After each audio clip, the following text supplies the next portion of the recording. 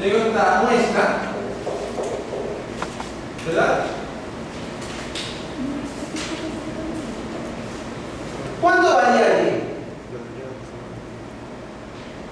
Varía una cantidad más o menos grande. Si yo le pido cuál es la estatura o el peso de la persona que va a entrar por la puerta,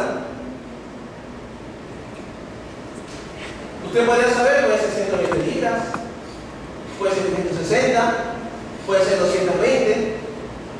No habría mucha forma de saberlo, ¿no? Entonces, ahí está la incertidumbre de Y, la incertidumbre total de Y. Esta incertidumbre total de Y la vamos a medir por una cantidad que se llama suma cuadrática total. ¿Qué es la suma cuadrática total? Es S, Y, Y. ¿Se acuerdan que hace un ratito calculamos S, Y, Y? No, calculamos fue S, Y, X. S, Y, Y es Y1 menos Y barra al cuadrado, etcétera, más Y barra al cuadrado. Esa es la suma cuadrática total. Y mide cuánto varía Y alrededor de su media, alrededor de su mismo. Mientras que la suma cuadrática de error mide, si aquí hay una línea recta, mide la variación de Y alrededor de la línea recta.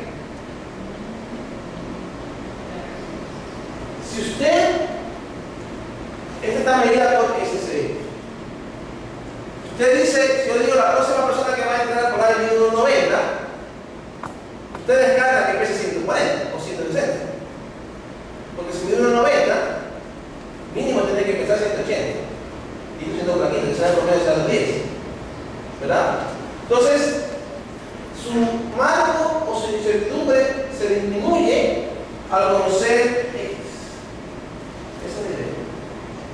Su incertidumbre sobre Y originalmente era esto sin conocer X. Al conocer usted X, su incertidumbre sobre Y disminuye.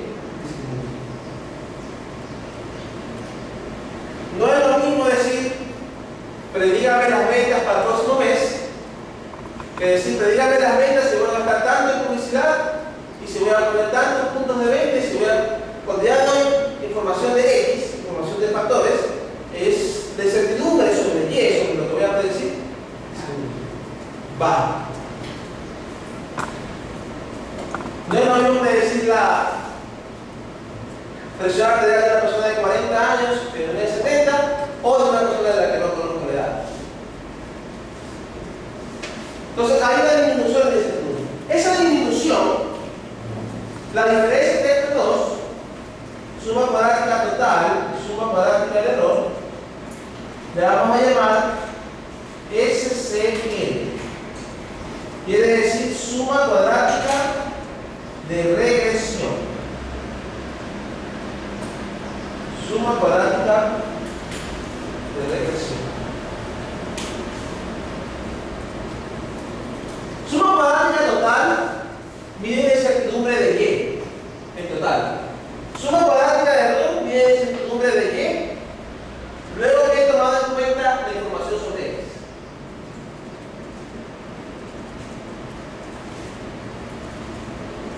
Por ejemplo, si en un modelo la suma cuadrática total es 400 y la suma cuadrática del error es 80,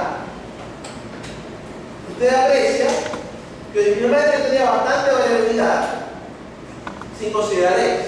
Al considerar X, la variabilidad disminuye. ¿Cuánto sería la suma cuadrática de regresión? Sería 400 menos 80 por 100.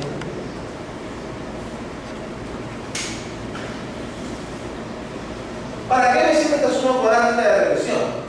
Generalmente se la compara con la suma cuadrática total. ¿Cuánto representa en función de porcentaje? Es decir, se coge la cantidad suma cuadrática de regresión dividida para la suma cuadrática total. Esta cantidad se llama R cuadrado y le aplicamos coeficiente de determinación. Coeficiente de determinación. Coeficiente de determinación. El R cuadrado es una cantidad que me indica qué tan bueno es el modelo. ¿Qué tan bueno es el modelo? En un caso así como este, R cuadrado suele ser cercano a 0. Porque este modelo no es adecuado. ¿Sí? En un caso como este, R cuadrado suele ser cercano a 1. R cuadrado es una cantidad que va entre 0 y 1. Entre más cercano a 1, quiere decir que el modelo es más apropiado. Entre más cercano a 0, quiere decir que el modelo es menos apropiado. En este caso, 300R cuadrado daría 320 sobre 400, 0.8. 80% de la variabilidad en Y es explicada por X. 80% de la variabilidad en Y es explicada por X.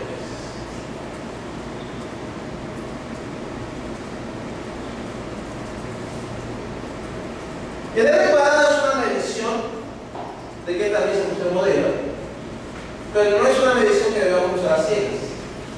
Por ejemplo,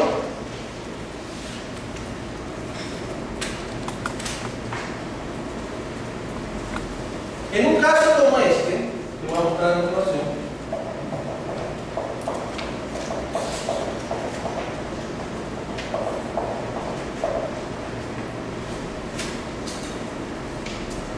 ¿hay algún aumento en Y cuando X aumenta? ¿Hay alguna disminución de Y cuando X aumenta? ¿Usted diría que aquí hay efecto porque el X tiene algún efecto en Y? Quizás no. Se ve como que no hay ningún efecto, o sea, como que el X no afecta el Y. En un caso así, el R cuadrado daría muy cercano a 0. El R cuadrado daría muy cercano a 0. En un caso como el que vamos a ver a continuación,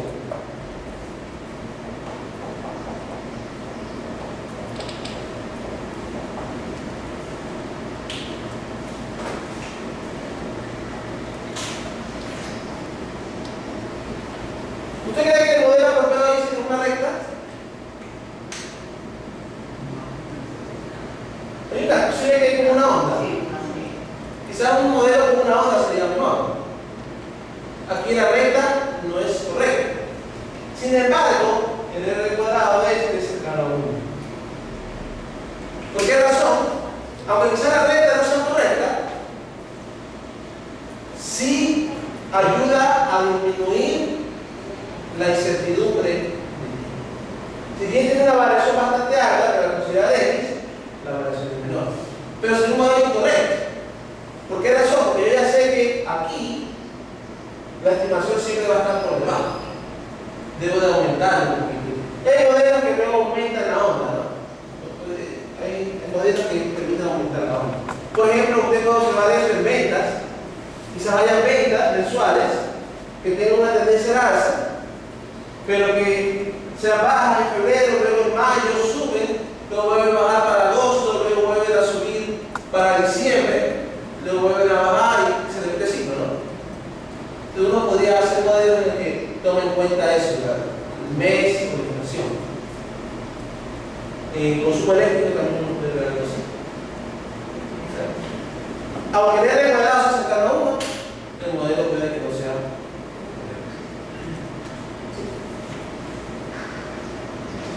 Muy bien. Casi estamos listos para ir a la computadora. Quiero ver todos lo que vamos a hacer en la computadora. Espero que hayas instalado el estudio. Si no lo tienes instalado, de pronto Wendy y Heidi me pueden ayudar un poquito porque no instalaron todavía el estudio al final. ¿Cuánto tenemos un libro antes para que pueda? ¿Perdón? Sí, pero si no tenés, no funciona el estudio.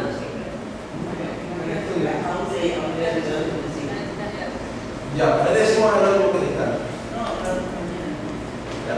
Francisco, una consulta. Ahí es uno de los ejemplos. Si nosotros, alguien que no sabe medicina y dice, bueno, en casa el modelo me da un declarado bastante cercano a uno, entonces, bueno, ¿cómo lo puede visualizar? Es simplemente haciendo la gráfica. ¿O Sí. cuál sería algo adicional?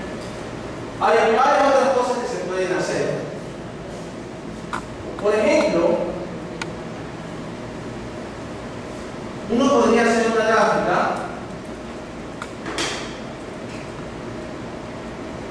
de los residuos versus el X. En una gráfica de los residuos versus el X, en ese de ahí que tiene la hora, se vería así.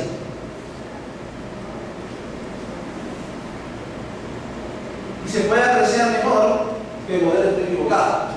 En el sentido de que, mira, aquí el error es positivo, aquí el error es negativo, acá es positivo, y que debería aumentar algo más para que los errores sean en promedio cero en todas partes. Porque el supuesto es que el error es promedio cero en todas partes. Ese es el supuesto. Pero aquí tengo sectores donde el promedio de error es negativo y tengo sectores donde el promedio de error es positivo. Este tipo de gráfico se llama pronóstico versus variable predictora. Pronóstico versus predictor. A la X se le suele llamar predictor. Se utilizan para decir ayer.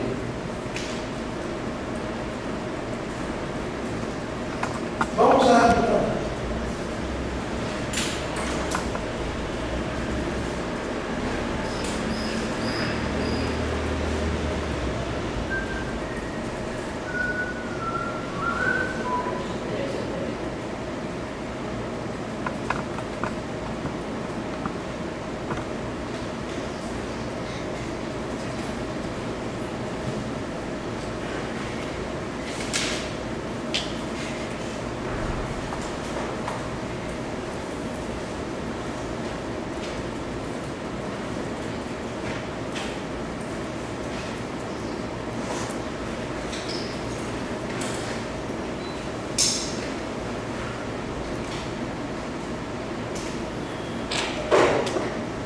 los que no tienen computadora y no tienen instalado él, se podrían juntar con alguien que tenga computadora y tenga instalado él.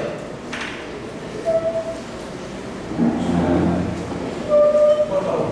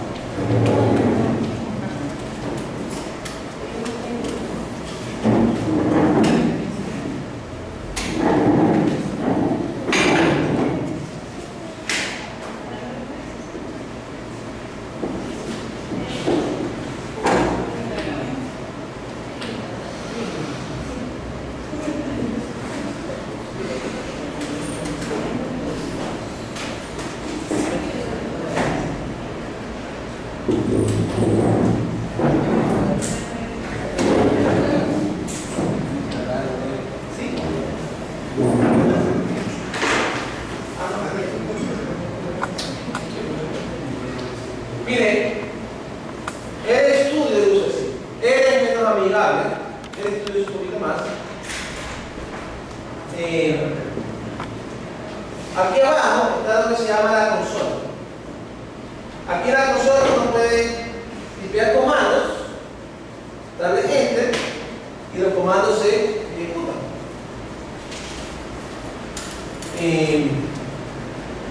Aquí uno puede hacer un archivo, una lista de comandos y grabarlo se llama un script. Uno pone aquí varios comandos, lo puede poner uno nuevo y lo va grabando. Acá uno puede tener lista de variables que ha creado, o de la historia, y acá uno puede ver archivos, ayudas, gráficos, etc. Vamos a ver poco a poco cómo funciona, ¿no? Vamos creándonos. Si tocamos algo en el ejemplo hace un rato, de las tres personas que hicimos gasto, ¿okay? Entonces vamos haciendo aquí un pequeño ejemplo de cómo ustedes podrían limpiar datos a mano. En R, el punto se utiliza como decimal, 3.2, por ejemplo. Y la coma se utiliza para separar números. Por ejemplo, 3.2, 10.1. Esos son dos números, 3.2, siguiendo un poco a la nomenclatura inglesa.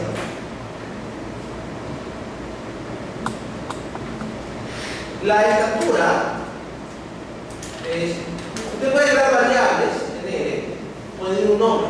Un nombre puede ser lo que usted desee, tiene que comenzar con letras un nombre, puede llevar números, pero generalmente da un nombre que me ayude a entender qué es. Yo podría llamarle X, por esto no me acuerdo qué es X. Estatura igual,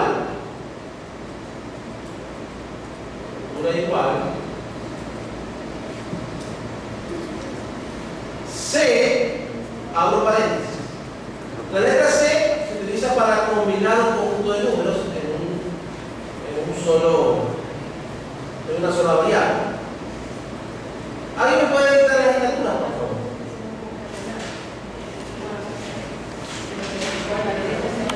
¿Cuáles eran las tres estaturas? 154, 164, 155. Peso igual C, ¿cuáles eran los tres pesos? 119, 130 y 140. Cuando yo quiero ejecutar, me pongo en una línea cualquiera, pongo esta línea y le pongo room. Room va a ejecutar esa línea, le va a mandar acá a la consola y va a ejecutar el comando. En vez de room, también puede poner control enter. Control enter. Mire, quiero que vean lo que pasó acá abajo en la consola. Si ve que el comando que puse estatura igual C, etc., apareció acá abajo. Al momento de aparecer acá abajo y darle enter, se crea una nueva variable aquí en el variable. Una variable de estatura es numérica y tiene tres elementos: 154, 164 y 155. Esa variable ya queda grabada en la memoria de él y esa la vamos a utilizar para hacer cálculos. Peso. Mira, ahora acabo de ejecutar la otra línea, la del peso, y queda aquí grabada una variable nueva peso en numérica de tres elementos: 119, 130 y 140. ¿Qué puedo hacer con esas variables grabadas? Puedo hacer plot, quiere decir gráfico, peso versus estatura. Ese pequeño símbolo es la tilde de la N. ¿Algunos teclados la tienen? ¿Otros teclados no la tienen? ¿Usted sí la tiene, Polita? ¿Tiene la tilde de la N?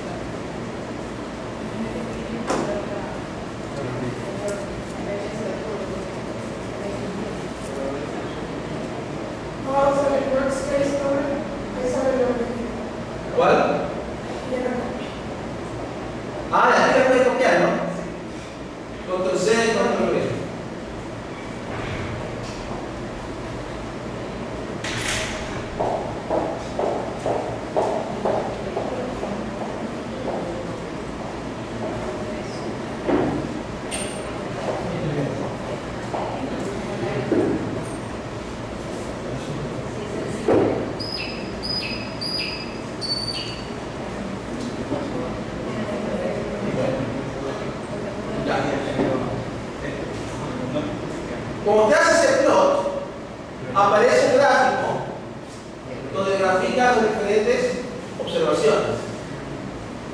Como le puse nombres apropiados a las variables, noten que aquí aparece con etiquetas, ¿no? Estatura, peso. Y aquí aparecen los puntitos, ¿no? Allá aparece un puntito, allá aparece otro puntito, y allá aparece otro puntito.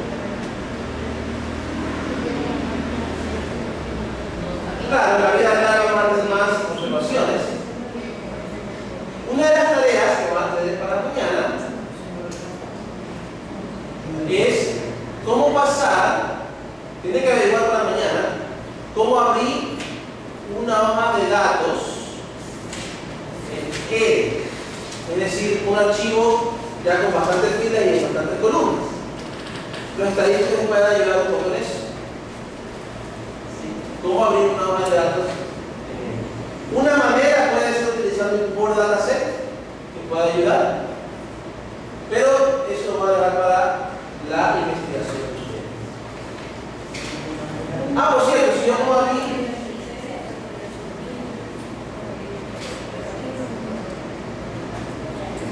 LN, peso versus estatura. ¿Se acuerdan los parámetros que estimamos? 0.2253 o 0.23 es el 10, es el beta 1 sombrero. Y 94.14 es el beta 0 sombrero. LM quiere decir modelo lineal, linear model.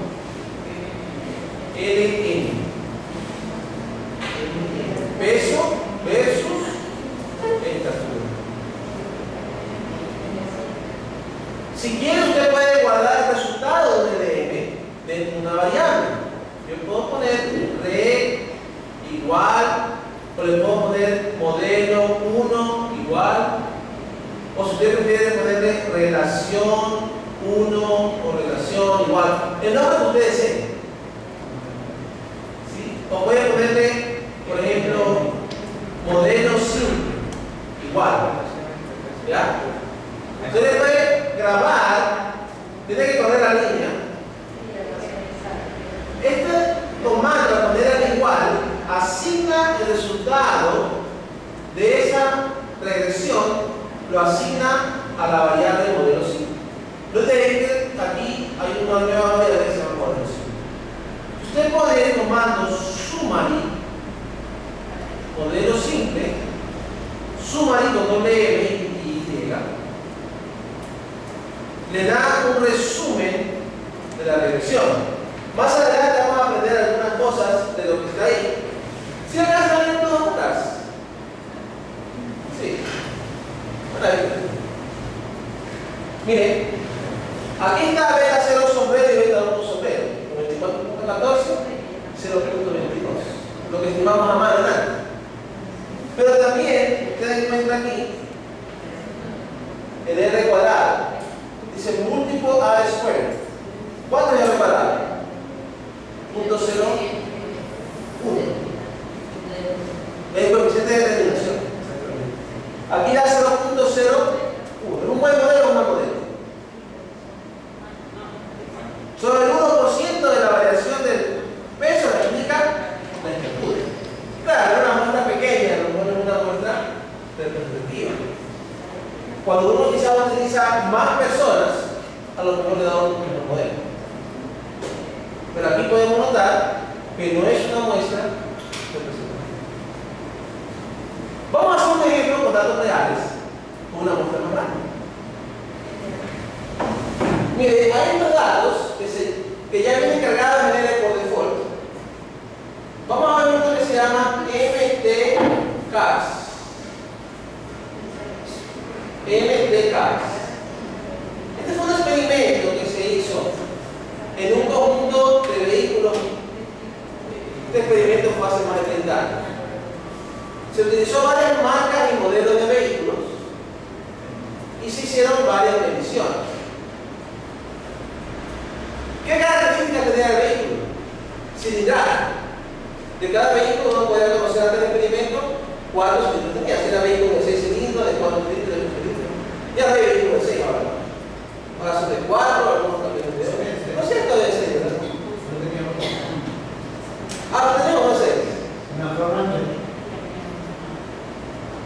desplazamiento cúbico de la máquina, centímetros cúbicos, caballo de fuerza, HP,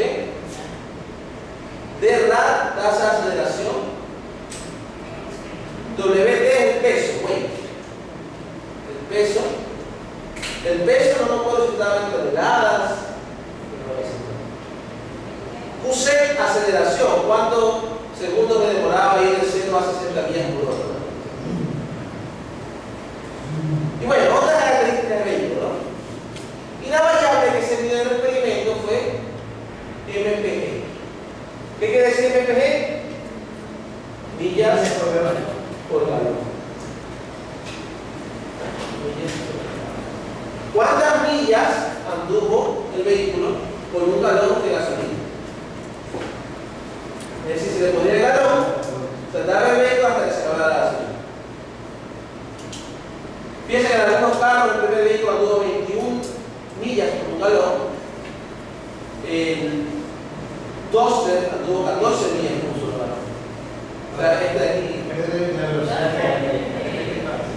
Todos fueron a la misma velocidad, a las mismas condiciones.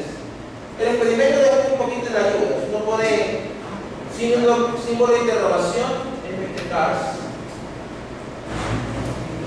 Le dice que salió en la revista Motor Trend US Magazine en 1974. Son modelos 73 y 74. Y describe, por ejemplo, millas por galón.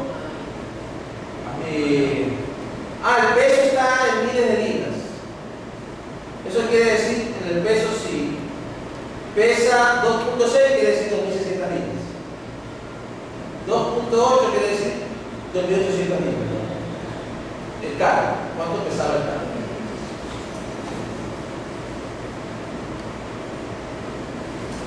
Según los físicos, la energía que un carro consume depende de la fuerza que hace, y la fuerza es proporcional al peso. El peso es proporcional a la masa. Entonces, una variable que quizás pudiera predecir bastante bien las millas por galón puede ser el peso. Entonces, vamos a hacer un gráfico plot MPG, millas por galón, versus el peso es weight. Está en inglés. MPG versus weight. Sin embargo, la variable MPG, weight, no está en el ambiente. Lo que está es MTCars, que es un conjunto de datos independientes. Entonces uno pone coma MTCars. Y aquí puede ver el gráfico. ¿Qué pasa con los carros más livianos?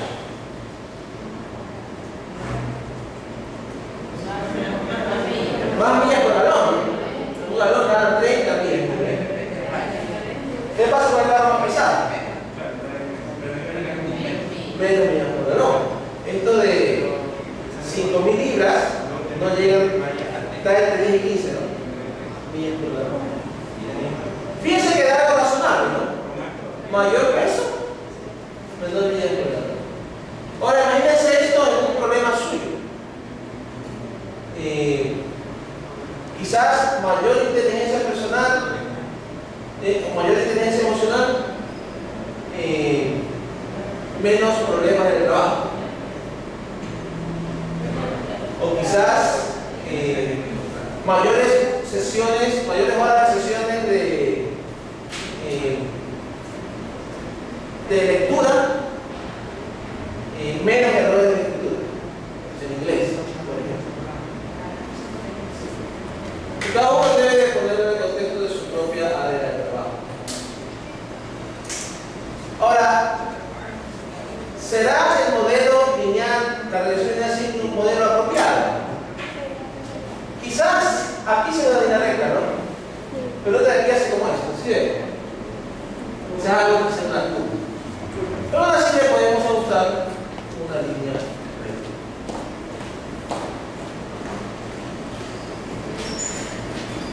Vamos a ajustar esta línea recta. Por cierto, como aquí va disminuyendo, el beta 1 va a ser positivo o negativo. Negativo. A mayor peso, menor millaje de rendimiento, menor millaje de cargo, ¿no? Una consulta, ¿cómo puedo visualizar las 3 o 4 pantallas? Porque en el ER que yo acabo de abrir ahorita la computadora y Manuel también, solo visualizo una pantalla que básicamente está de arriba. Pero no puedo yo visualizar esta.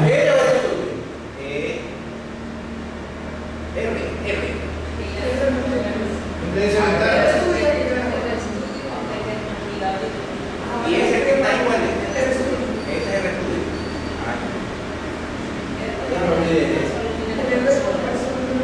Sí, yo tengo solo una consola. Este es el estudio. Quizás el tuyo luce.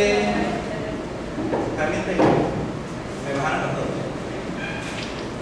Es que el estudio realmente es una interfaz a leer. No funciona con el lado ER, pero es simplemente una interfaz. Quizás el tuyo luce así. Esto es el tuyo. Así. Sí, ese. Ese es el ER solito. Ya. El ER tú nomás pone aquí los comandos,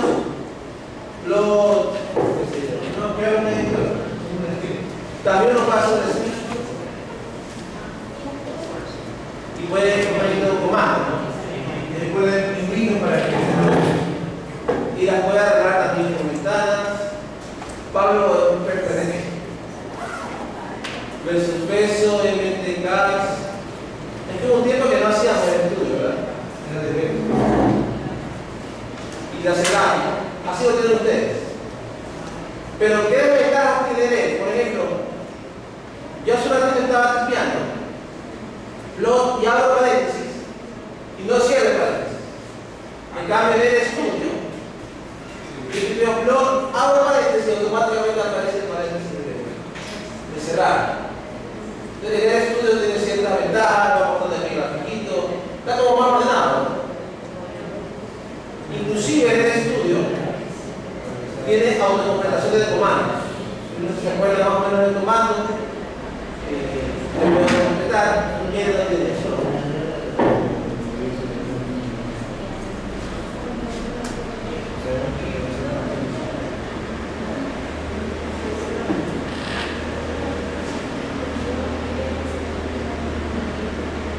Tiene que dar esto un poquito más grande. Sí. Pero ahora, sí.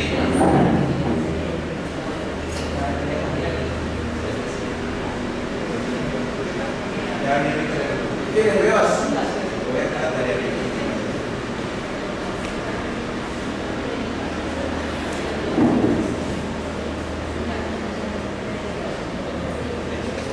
¿Se ve mejor ahí?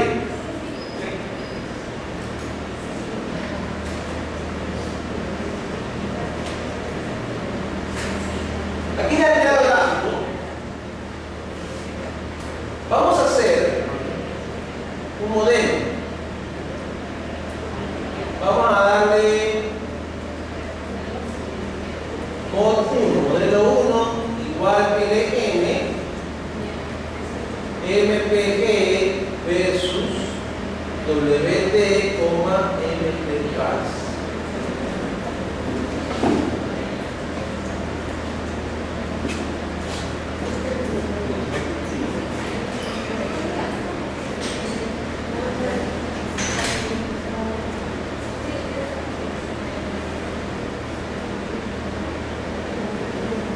Y esta es suma. Como decía en su momento, de pronto una curva sería lo más propio, una curva que vaya así. Sin embargo, en esta recta, mide el área al cuadrado, 0.7528.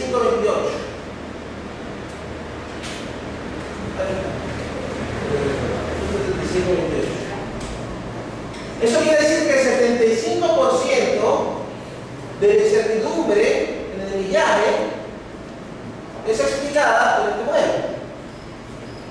La incertidumbre total del millaje hace una reducción del 75% al utilizar el peso del vehículo. Y eso gráficamente lo visualizamos. Miren, si yo digo que el vehículo tiene 5.000 libras, usted descarta automáticamente que tengo un millaje de 20, 25 de ella, ¿verdad?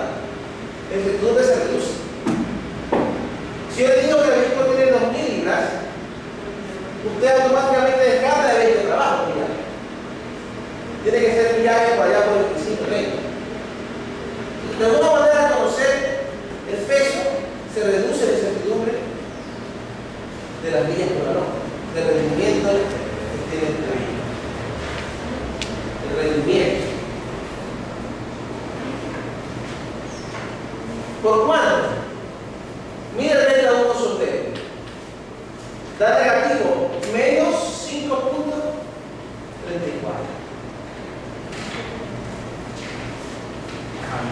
¿Quién interpreta esto? ¿Me pueden dar por favor una interpretación? ¿Qué significa ese menos 5.34?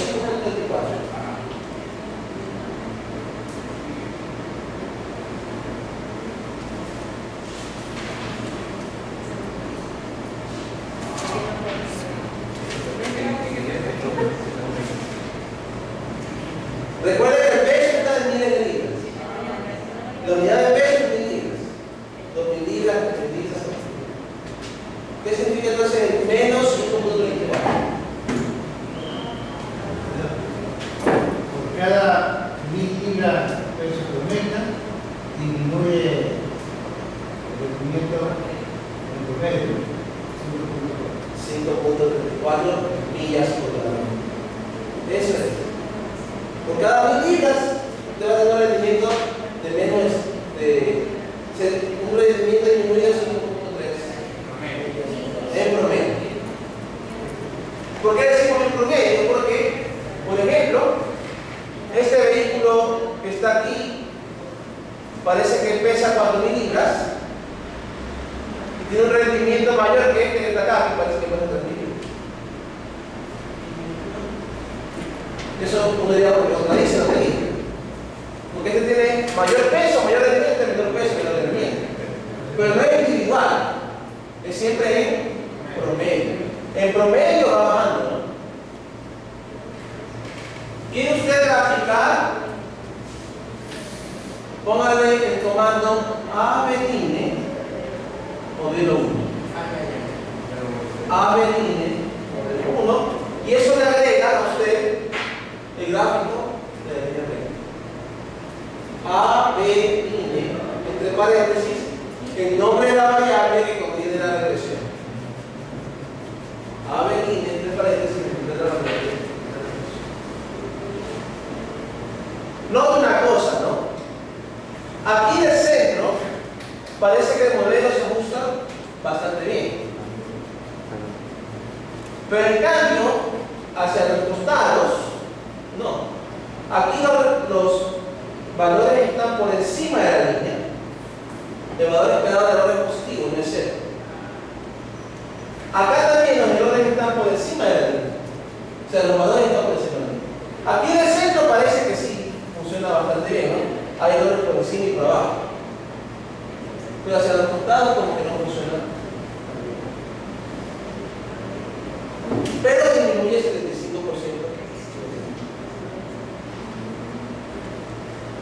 Yo utilicé este modelo para predecir el peso de un vehículo que tiene 6.000 libras. Porque entonces 6.000 libras ya va a predecir por acá. Y quizás aquí ya se ha estabilizado la curva, ¿no? Llega un momento en que esta curva se estabiliza. Por eso es que los trenes, con una cierta cantidad de combustible, pueden darle a bastante peso. Pero utilizan otros principios físicos, el momento. Una vez que uno alcanza un momento y alcanza cierta velocidad, este ya mantiene la velocidad supuestamente, ¿no? Entonces hay otros principios físicos implementados. Aquí nomás estamos considerando lo que es rendimiento versus peso.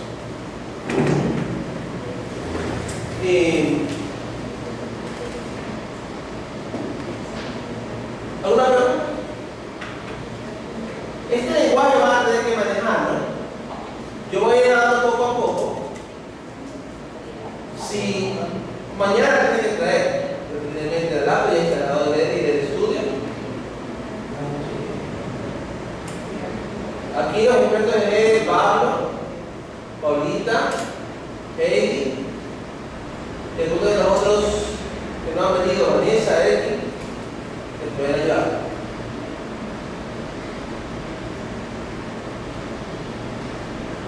Una de las cosas que uno desea hacer a veces son la verificación de supuestos.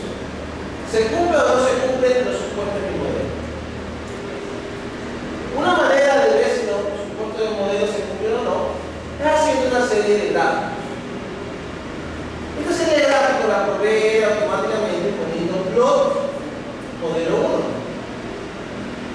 Usted pone plot modelo 1.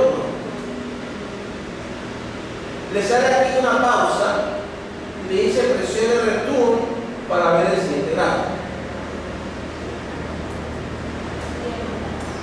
Usted viene acá a la consola, le presiona Enter. Usted verá aquí el primer gráfico. Este gráfico es el gráfico que se llama residuos versus valores ajustados. Residuos versus valores ajustados. En un modelo correcto,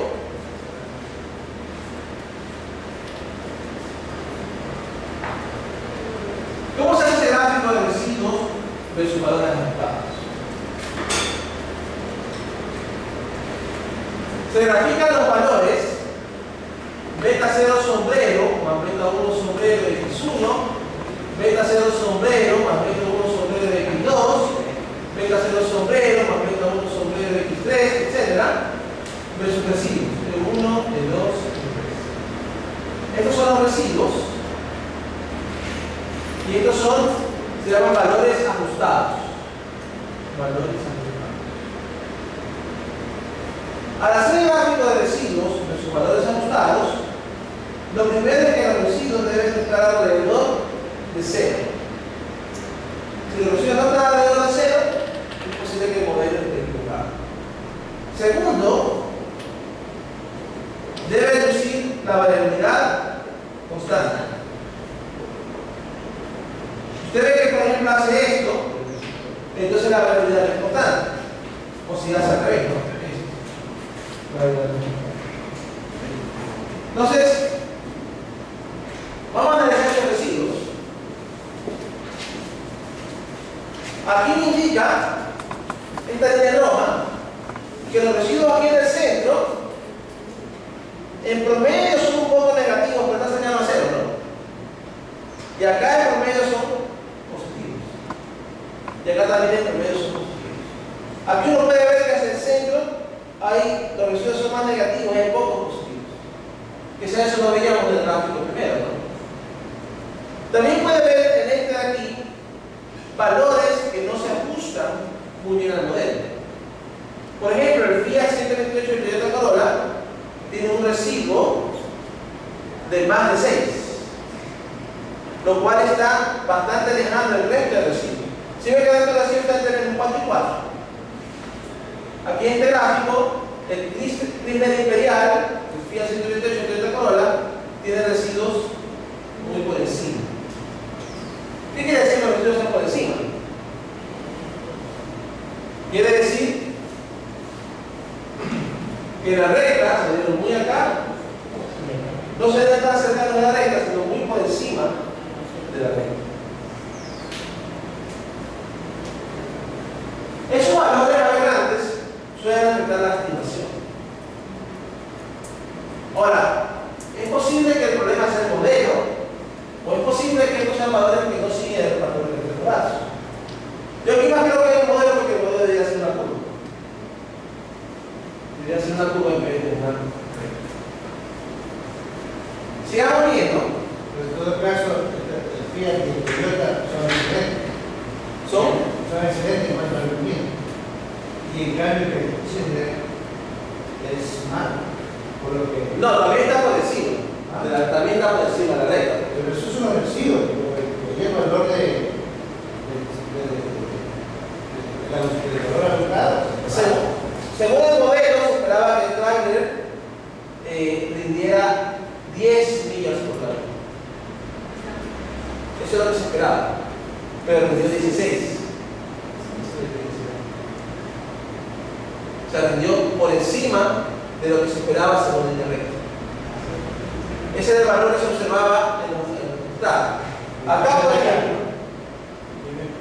¿perdón? El Toyota Corolla, millas por galón es 27 por ahí. Según el modelo, según la línea recta. Pero realmente 27 o 25, ¿ya? 25 más 6, 32, o sea, hizo 31, hizo 6 más. Pero es positivo. Es positivo, exactamente. rendieron más de lo que se esperaba según el modelo. Veamos otro gráfico que aparece aquí, otra vez. Este gráfico se llama gráfico de normalidad, el segundo gráfico que aparece. Se llama normal. Se le llama en estadística gráfico cuantil. No quiero explicar los pormenores de cuantil. Pero la idea de cuantil es verificar. ¿Se acuerdan del supuesto que yo hablé de que son normales? De que sí dice la distribución de campanita. Eso se verifica. ¿Y cómo se verifica? Si los errores son de campanitas, son normales, este gráfico debería lucir como una línea recta. Y aquí parece que luce como una línea recta hasta que llegamos a esto. ¿Sí ven que esto aquí se sale de la línea recta? Entonces, quizás estos 3 puntos de aquí, estos 4 puntos, se salen de la normalidad. Son muy extremos. La normal, que la campanita, los residuos son alrededor de 0. Es muy raro un residuo de por acá, poco probable. Y en este caso hay 3 residuos que van muy por encima de lo que debiera ser. Si se esperaba que esos residuos estuvieran por aquí por la recta, bajo el supuesto de que sean normales. Pero en vez de eso dieron muy por encima. Entonces es posible que su supuesto de normalidad también se vio en este caso. Aunque lo más probable es que sea el supuesto de que el modelo sea incorrecto. Pero no pasaría el supuesto de normalidad. Todo tiene que caer alrededor de una línea de gráfico común. No es el gráfico del cubo, como dijo una vez un estudiante. El gráfico cubo. Cubo porque en inglés cuantil se escribe con cubo.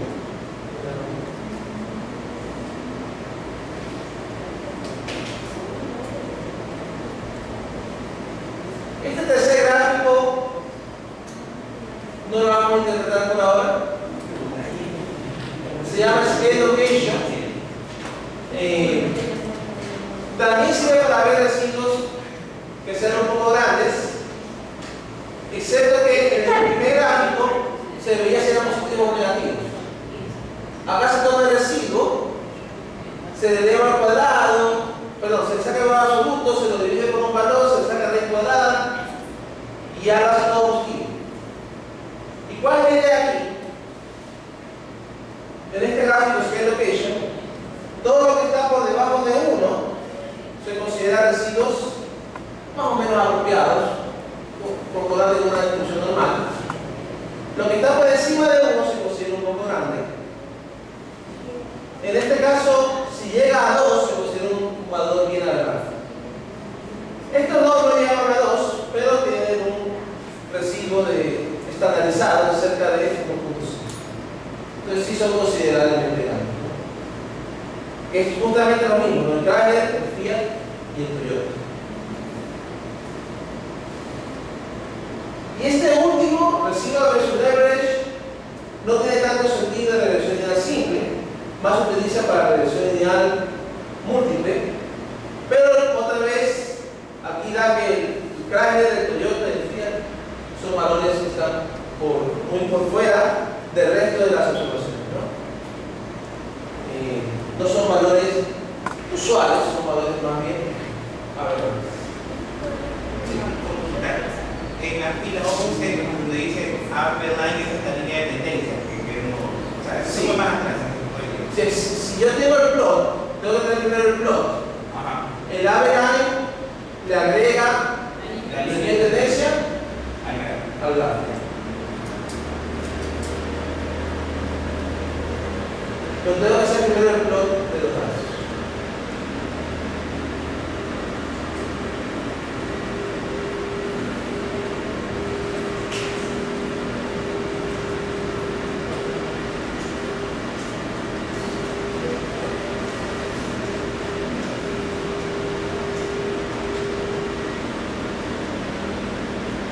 Ahora, no debe haber una separación entre los principios de cada ciencia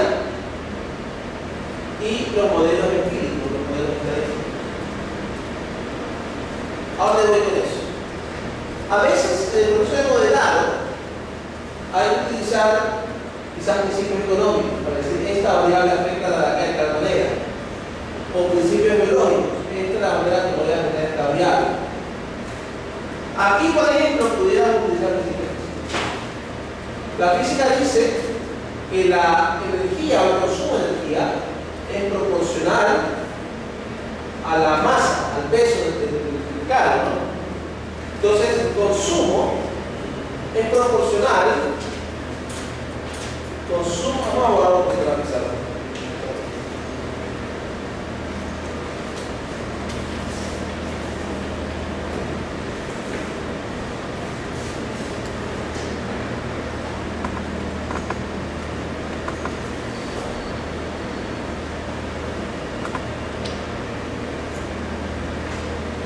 Consumo